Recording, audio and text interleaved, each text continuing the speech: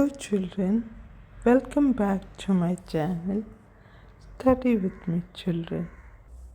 2 ദിവസം മുമ്പേ ഞാൻ തന്ന ഒരു ഹോംവർക്കിൻ്റെ ആൻസർ ഞാൻ എഴുതിയിട്ടുണ്ട്. അതൊന്ന് ചെക്ക് ചെയ്ത് നോക്കണം, കറക്റ്റാണോ അല്ലയോ എന്ന്. ഇന്ന് ഞങ്ങൾക്കൊരു ഡിക്റ്റേഷൻ വേർഡായിരുന്നു. ഇത് കോഇൻസിഡൻസാണ് വേർഡ്. അത് ഞങ്ങൾ 4 ആയിട്ട് ഡിവൈഡ് ചെയ്ത് അത് എളുപ്പം പഠിച്ചെടുക്കാൻ പറ്റും.